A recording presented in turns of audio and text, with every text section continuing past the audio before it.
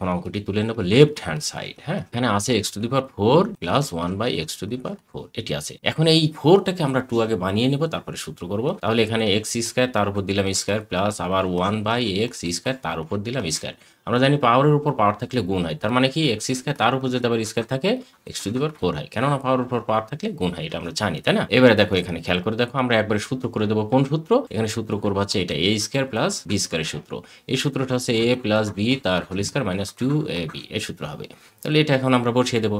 তাহলে কি হবে? x square plus 1 by x square তার whole square minus 2x square into 1 by x square, এটা হলো। ঠিক আছে, ভিতরের অঙ্কটুকু আবার করে নেব। তাহলে এইটুকু যদি অঙ্ক করে এরকম হয় x minus 1 by x, minus নিলাম কেন? একবার নিলাম প্লাস, এবারে নিলাম মাইনাস। কেন মাইনাস নিলাম? এই যে আমাদের এখানে দেওয়া আছে মাইনাস, যেটি দেওয়া থাকবে আমাদেরকে সেটিই করতে। এই জায়গায় মাইনাস হওয়ার জন্য এই জায়গায় প্লাস হবে 2, এই জায়গায় হবে x ইন্টু 1 বাই x। এই যে হোল স্কয়ার ছিল না ফার্স্ট ব্র্যাকেটের উপরে, এই সেই হোল স্কয়ারটা দিলাম, আর এই মাইনাস 2টা রেখে দিলাম। মাইনাস 2 হলো কেন?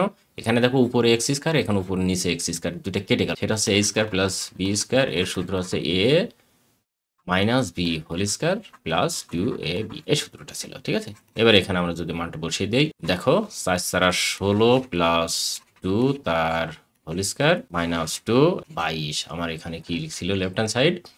এই যে 322 ছিল রাইট হ্যান্ড সাইড। হ্যাঁ,